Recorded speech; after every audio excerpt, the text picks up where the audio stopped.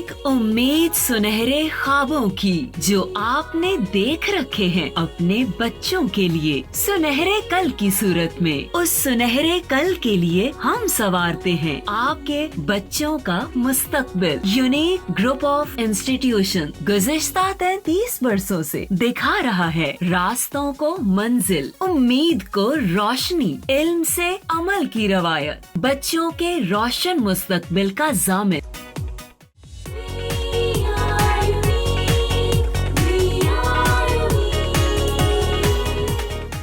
Assalamu alaikum dear students, I am Professor Naila Shabir and I am your Pak Study teacher and I teach you Pak Study for 9th class. मैं उम्मीद करती हूँ कि आप सब खैर खैरियत से होंगे और बहुत अच्छे तरीके से अपनी लर्निंग को फोकस कर रहे होंगे, ठीक है। कुछ स्टूडेंट्स जो हैं वो थोड़े से ही लेज़ीनेस दिखा रहे हैं कि वो लेक्चर्स जो हैं उनको ले तो लेते हैं लेकिन शायद याद नहीं करते, और ये बात जो है ये मुनासिब नहीं है। आप बहुत ही अच्छे बच्चे हैं, ज़िम्मेदार बच्चे हैं और आपको पता है कि आपने किस तरह से अपनी स्टडीज़ को लेके चलना है। तो मैं उम्मीद करती हूँ कि जो बच्चे थोड़े से लेज़ी हुए हैं वो अपनी लेज़ीनेस को ख़त्म करेंगे और अपने लेक्चर की तरफ आएंगे। बेटा आज before starting our lecture I would like to share something with you people, और वो बात ये है कि ऑनेस्टी। आज बात करूँगी ऑनेस्टी पे। तो ऑनेस्टी जो है आप लोगों ने सुना होगा कि honesty is the best policy, ठीक है।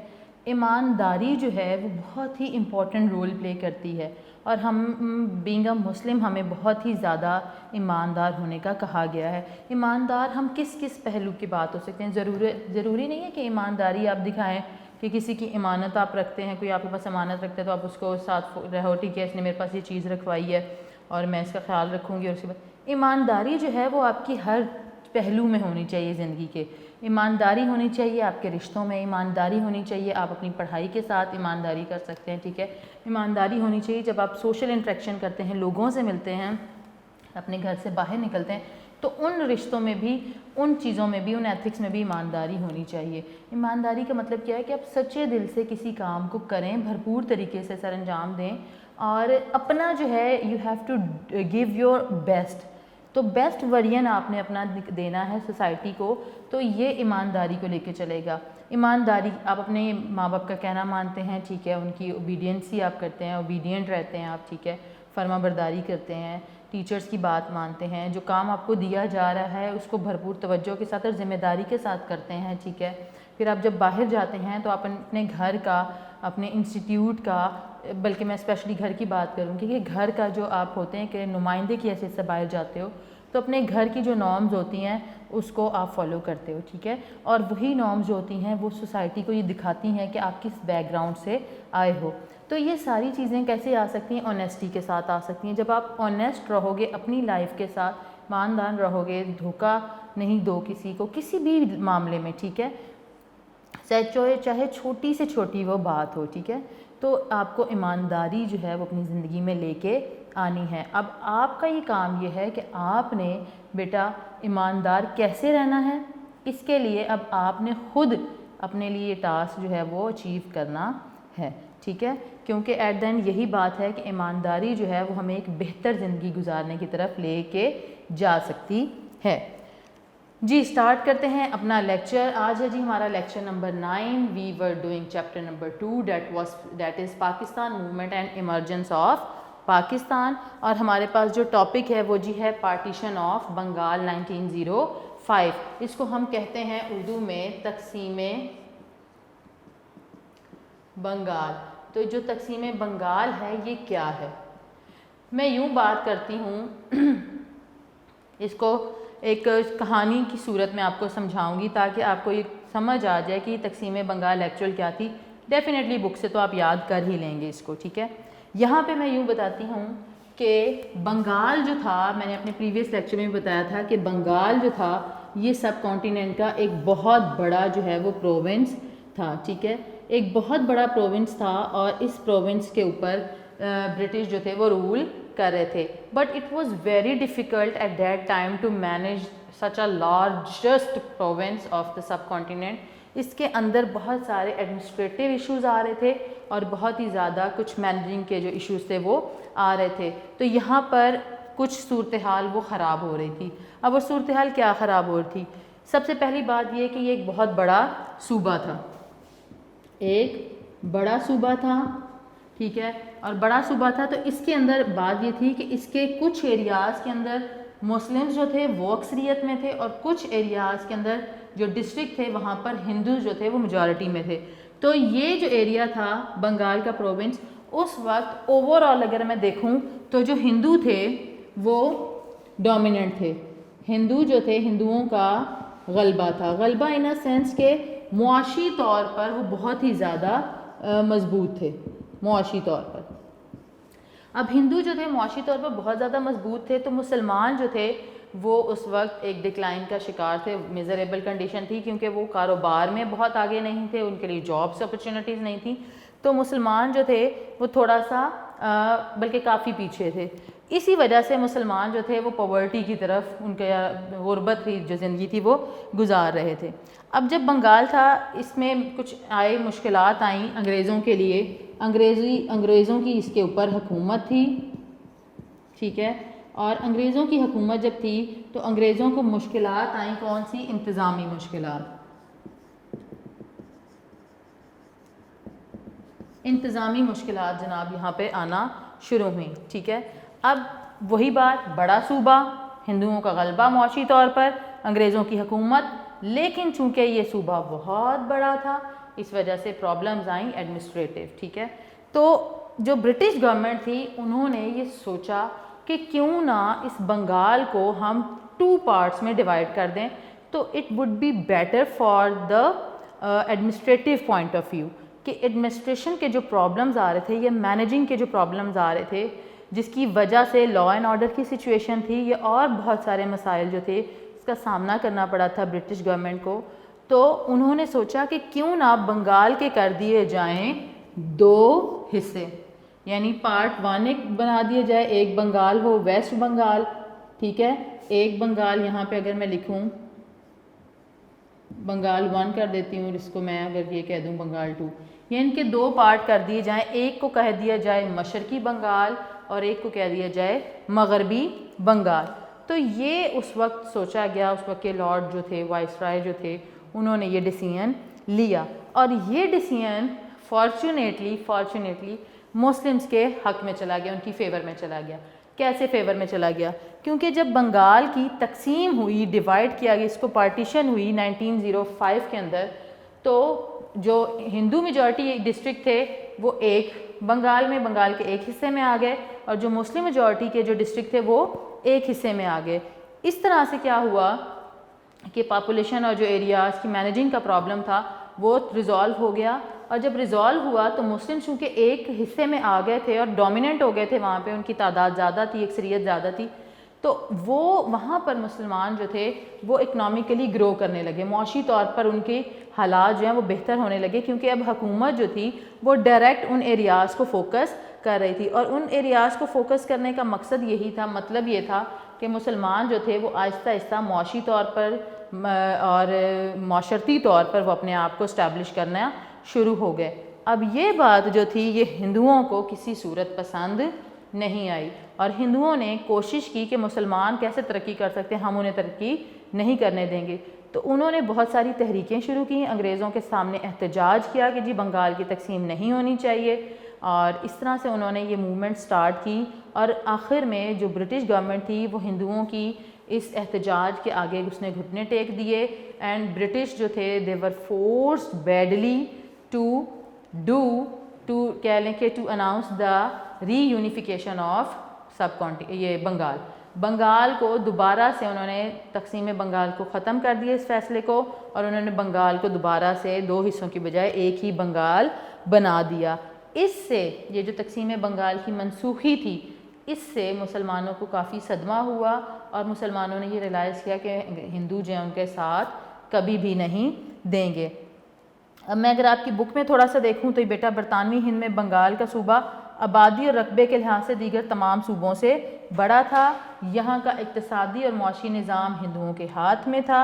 اب 1905 میں بڑا امپورٹنٹ, یہ آپ کا MCQ بھی آ سکتا ہے کہ who was viceroy of subcontinent in 1905, تو لارڈ کرزن جو تھے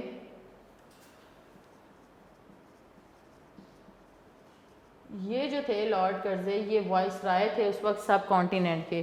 تو انہوں نے ان کی سفارش پہ برطانوی پارلیمنٹ نے انتظامی سہولت کے پیش نظر بنگال کو 2 حصوں میں تقسیم کر دیا, کیونکہ اکارڈنگ ٹو برٹش اتنے بڑے پروونس کا جو انتظام تھا it was difficult for governor of that time to manage such a big province.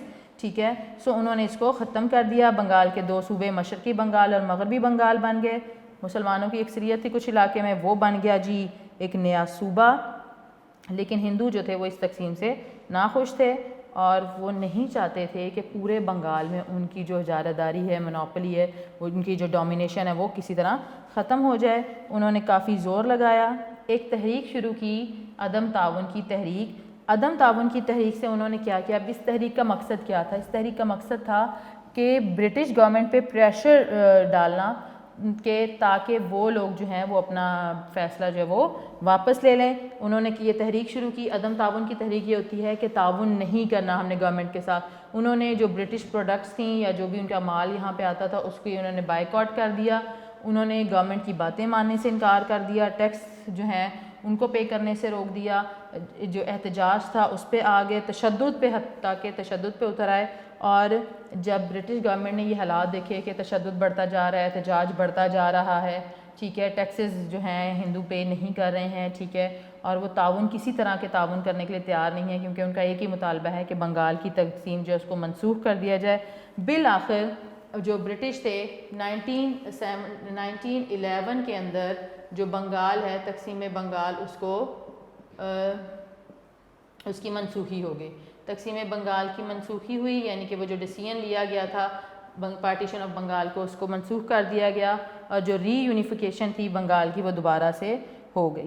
یہاں تک تو ہم نے پڑھ لیا کہ بنگال کی تقسیم کیسے ہوئی.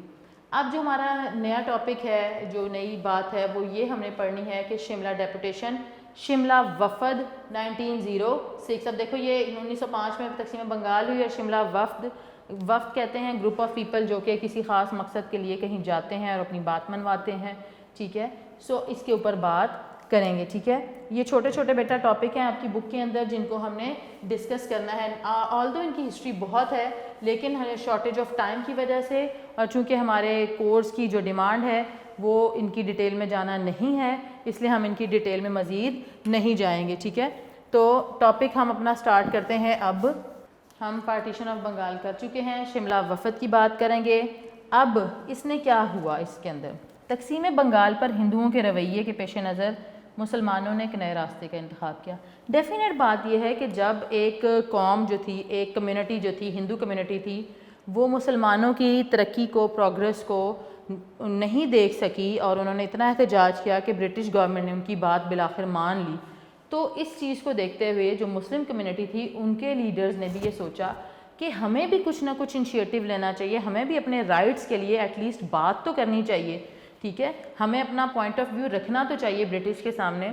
تو انہوں نے اس چیز کو اڈاپٹ کیا اور انہوں نے یہ کہا, سوچا کہ ہم جو ہیں ہم برٹش گورنمنٹ سے بات کریں گے. تو جو شملہ وفد تھا, میں یہاں پہ لکھ دیتی ہوں بیٹا,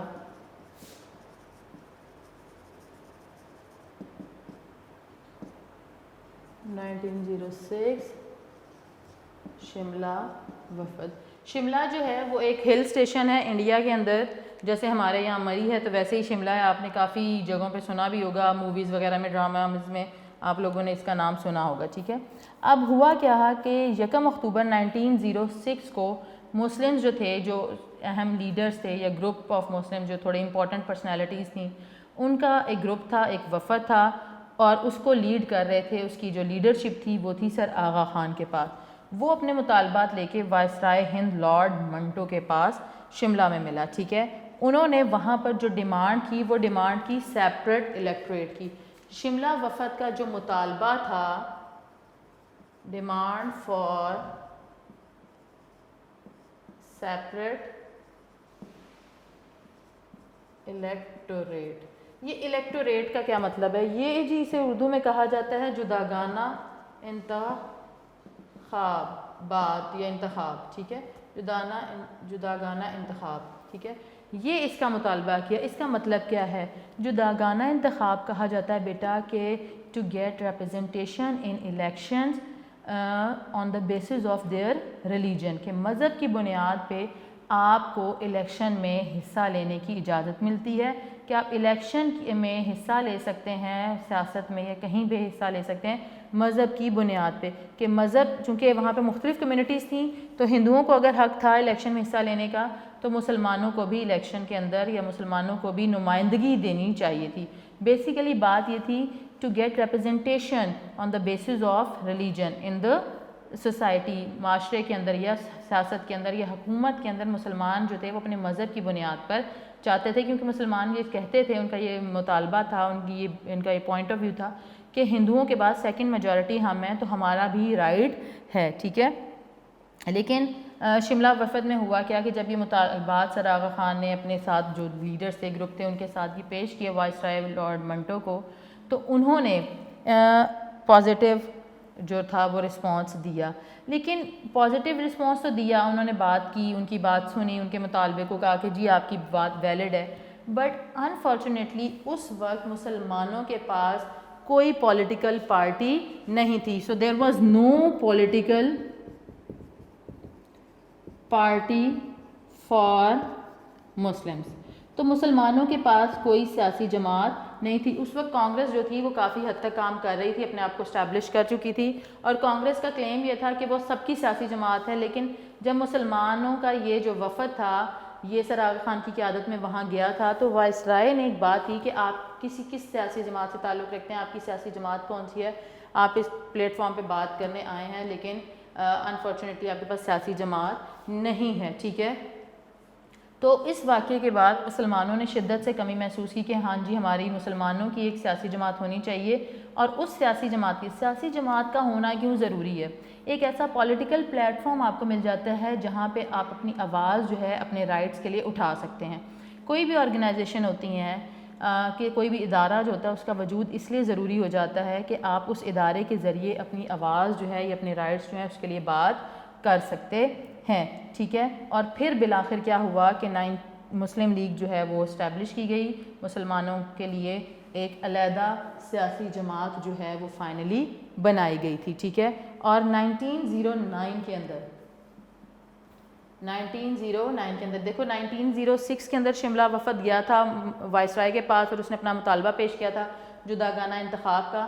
تو یہ جو انتخاب تھا یہ قبول کر لیا گیا تھا، یا یہ جو مطالبہ تھا یہ قبول کر لیا گیا تھا، یا یہ حق جو تھا رائٹ فار سیپریٹ الیکٹوریٹ جو تھا، رائٹ فار سیپریٹ الیکٹوریٹ، یہ 1909 میں مسلمانوں کو دے دیا گیا تھا 1909 میں. اور یہ بات بھی ہندوؤں کو ایز یوزول پسند نہیں ہے. لیکن ڈیفینیٹلی مسلمز جو تھے they were struggling for themselves for the rights of the Muslims in subcontinent، اور انہوں نے یہ ایفرٹس کی اور فائنلی ان کی ایفرٹ جو تھیں آہستہ آہستہ رنگ لا رہی تھیں. یہاں تک تو ہم نے پڑھ لیا جی شملہ وفد بھی، امید کرتی ہوں آپ کو سمجھ آ گیا ہوگا. اب جو اگلی بات ہم نے یہاں پہ اینڈ کیا کہ جی مسلمانوں کے پاس سیاسی جماعت نہیں تھی اور ضرورت تھی سیاسی جماعت کی اور مسلمانوں کے لیے سیاسی جماعت پھر بنائی گئی. اب ہم دیکھتے ہیں کہ وہ سیاسی جماعت جو ہے وہ کیسے بنی. تو ہم پوائنٹ ڈسکس کریں گے اسٹیبلشمنٹ آف مسلم لیگ. کیا ڈسکس کریں گے؟ Establishment of Muslim League. بیٹا یہ بہت چھوٹے چھوٹے ٹاپک ہیں آپ کی بک میں اور ان کو انڈرسٹینڈ کرنا ہے کیونکہ ہم جو آگے چیزیں پڑھیں گے اس کے لیے ان پوائنٹس کا ہمیں پتہ ہونا ضروری ہے. تو اب جو میں یہاں پہ آپ کے ساتھ ڈسکس کر رہی ہوں وہ ہے جی اسٹیبلشمنٹ آف مسلم لیگ، اور یہ بنی تھی جی 1906 میں. ٹھیک ہے. اس کی بات کریں گے. یہ جو دو ٹاپکس تھے یہ ہم کر چکے ہیں. اب ہمارا چل رہا ہے جی مسلم لیگ کا قیام.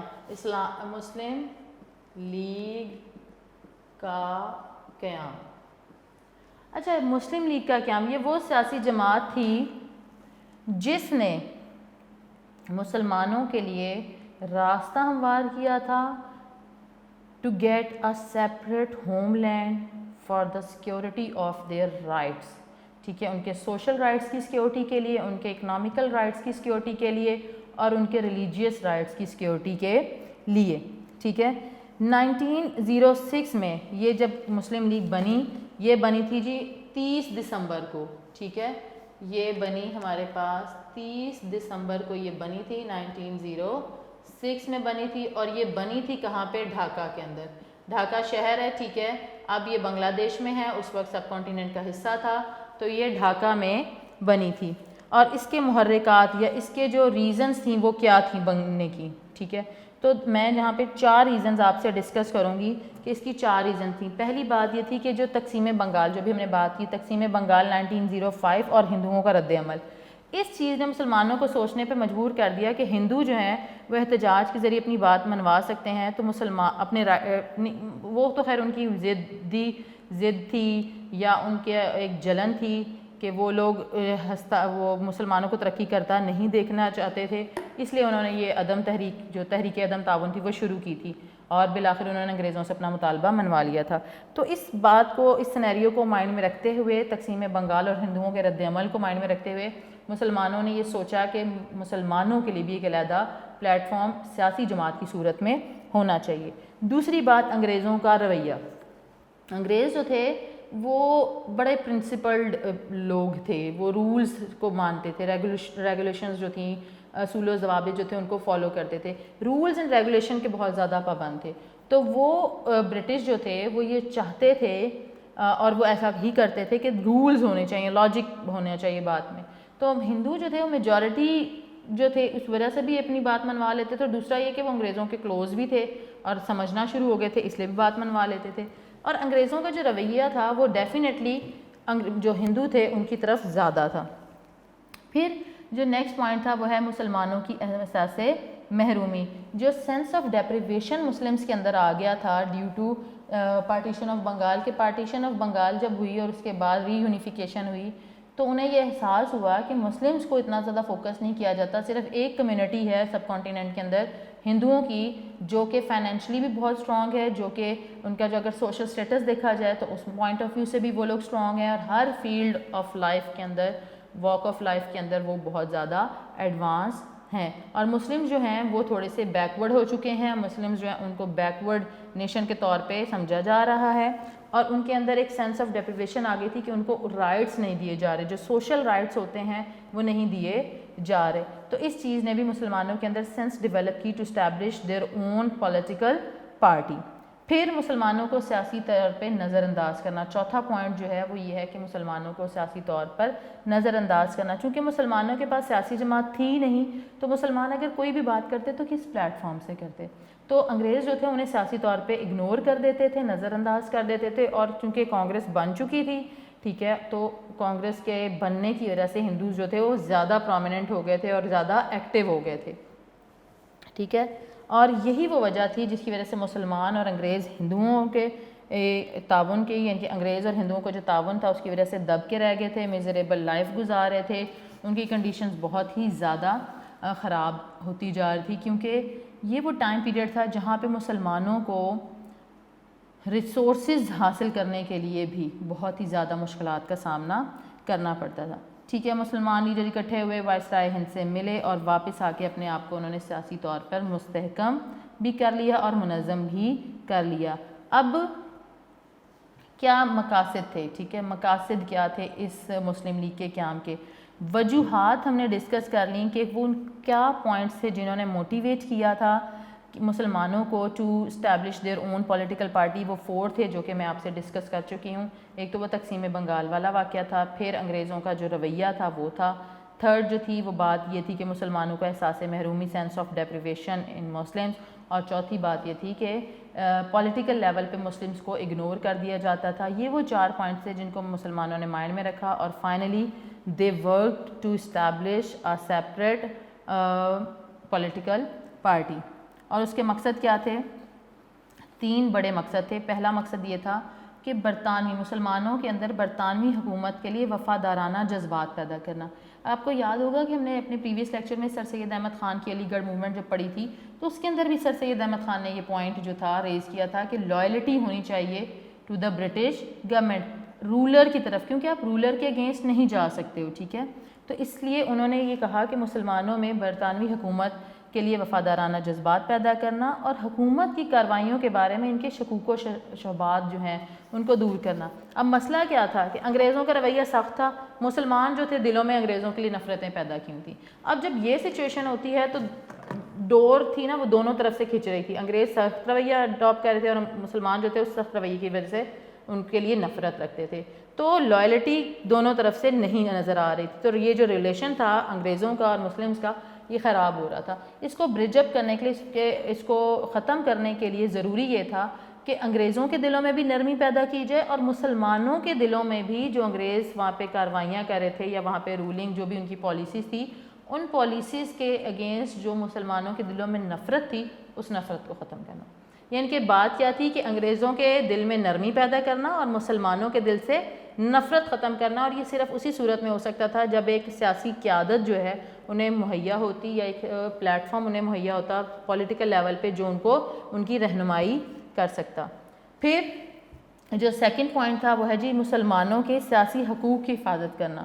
مسلمانوں کو اپنے رائٹس کو منوانے کے لیے جو رائٹس ان کو نہیں دیے جا رہے تھے، سوشل رائٹس، اکنامیکل رائٹس، ان کے ریلیجیس رائٹس، ٹھیک ہے، ان تمام رائٹس کی جو ایتھیکل ویلیوز تھیں مسلمانوں کی، وہ ساری وہ نہیں اس کو فالو کر پا رہے تھے کیونکہ برٹش رول تھا، انگریزوں کی ہندوؤں کی ڈومینیشن تھی۔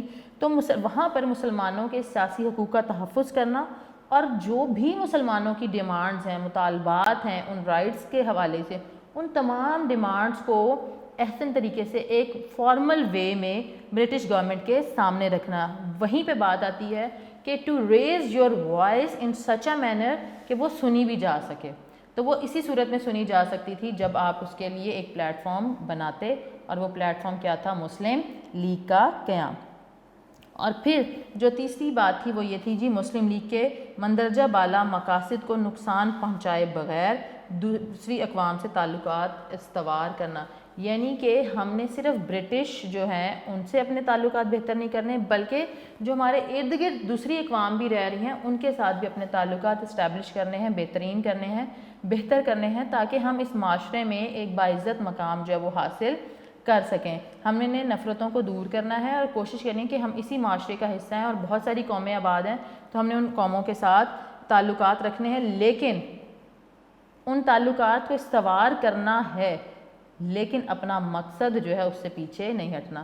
یہ نہیں کہ ان کے ساتھ ہم بہت اچھے رشتے بنا لیں، کلوز رشتہ بنا لیں ہندوؤں کے ساتھ، عیسائیوں کے ساتھ، لیکن ہمارا جو مقصد ہے، ہمارے حقوق کا حصول، ہمارے رائٹس کا جو ہم حاصل کرنا چاہتے ہیں، وہ مقصد پیچھے رہ جائے۔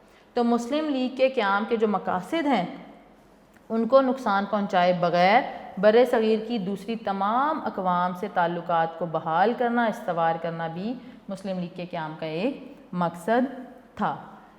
یہاں تک تو بیٹا مجھے امید ہے کہ آپ کو بات سمجھ آ گئی ہوگی۔ اگر کوئی پرابلم ہے تو آپ مجھ سے سوال کر سکتے ہیں کمنٹ باکس میں، اور آپ مجھے کال بھی کر سکتے ہیں، ٹھیک ہے۔ جو آج ہم نے چیزیں پڑھی ہیں اس کو میں تھوڑا سا ریکال کر دیتی ہوں۔ جی آج ہم نے پڑھا پارٹیشن آف بنگال کو ہم نے ڈسکس کیا، ہم نے شملہ ڈیپوٹیشن 1906 کو ڈسکس کیا، اس کے علاوہ ہم نے بات کی اسٹیبلشمنٹ آف مسلم لیگ۔ تو یہ وہ سارے انسیڈنٹس تھے جنہوں نے لیڈ کیا مسلمانوں کو ٹوورڈز جرنی، ایک جرنی کی طرف، اور وہ جرنی یہ تھا کہ وہ پاکستان کے لیے جد و جہد کرتے۔ یہ وہ تمام حالات و واقعات تھے جو کہ ہو رہے تھے، اور یہ تمام حالات و واقعات جو تھے وہ مسلمانوں کو لے کے جا رہے تھے کس طرف؟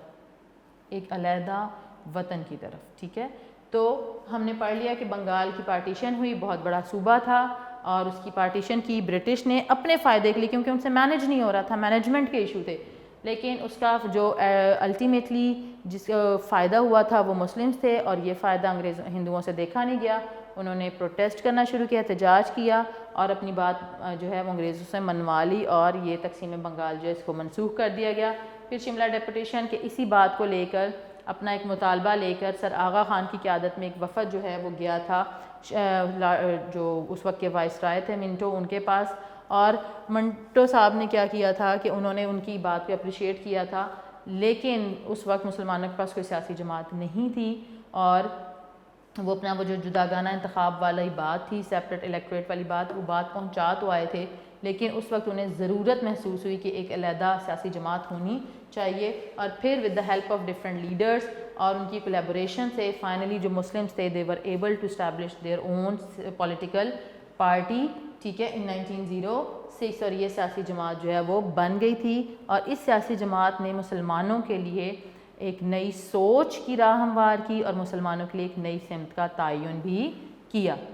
جی بیٹا، تو ہم لوگوں نے 3 جو چھوٹے ٹاپکس تھے ہماری بک کے اندر وہ ڈسکس کیے، جس میں ابھی ہم بات کر رہے تھے شملہ وفد، مسلم لیگ کا قیام اور تقسیم بنگال کی۔ اس کے آگے ہی ہمارے پاس جو ٹاپک ہے وہ ہے جی منٹو مورلے ریفارمز 1909۔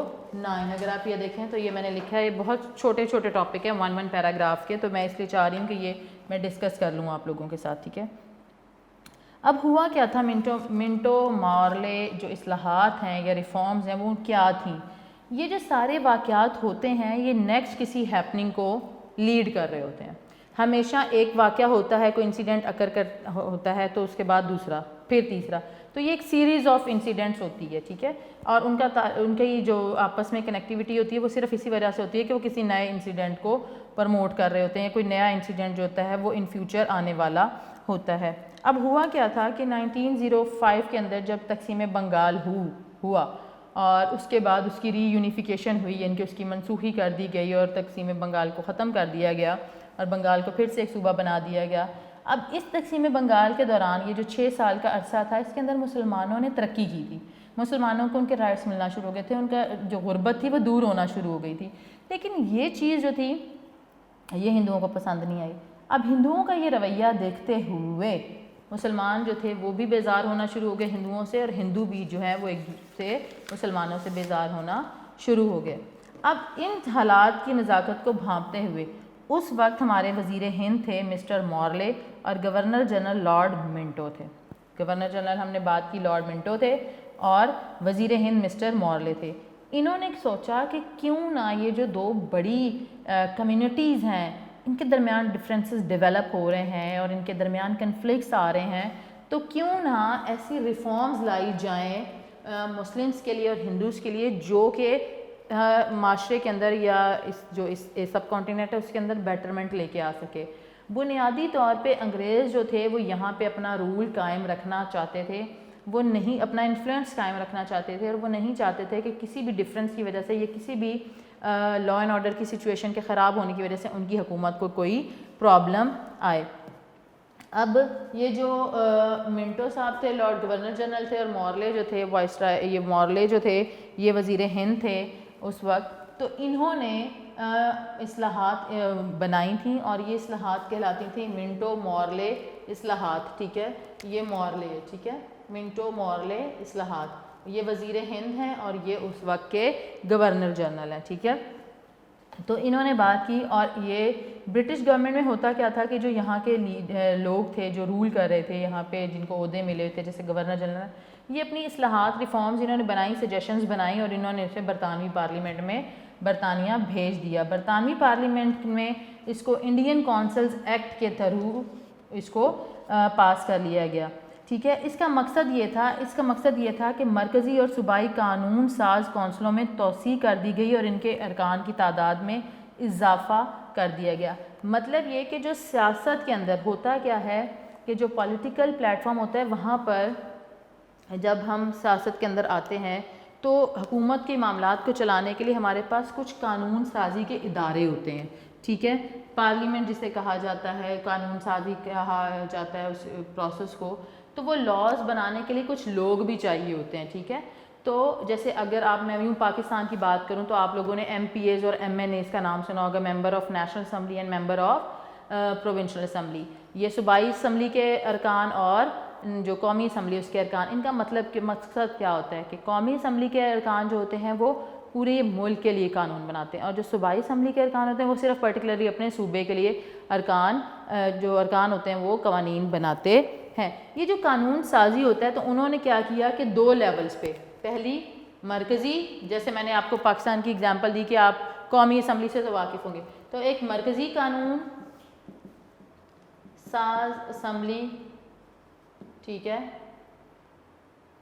اور دوسری ان کی تھی صوبائی قانون ساز اسمبلی، ٹھیک ہے۔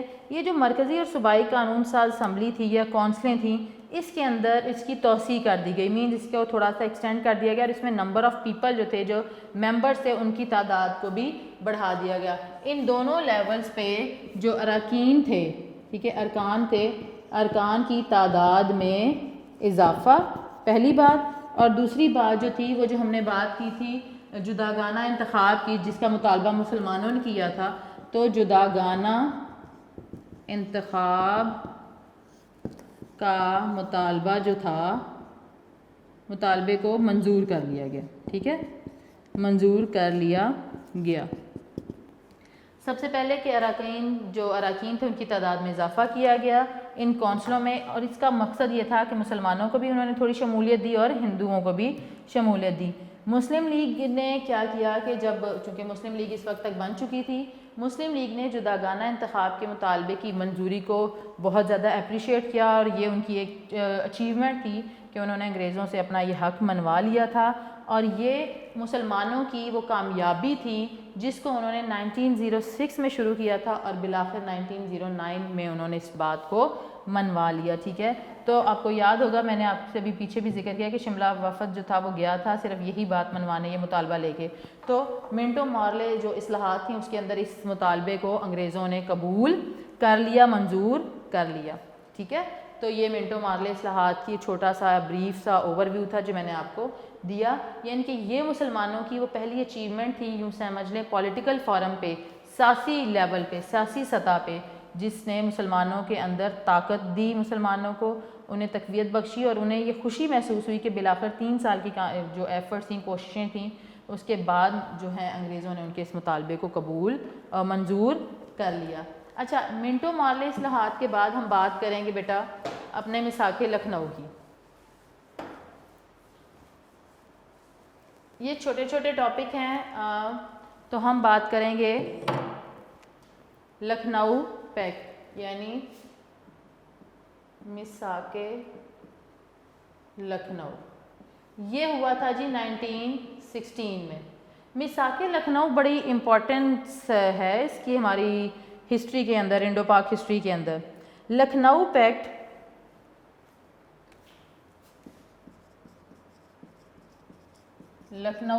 اسے کہا جاتا ہے جی انگلش میں میثاق لکھنؤ۔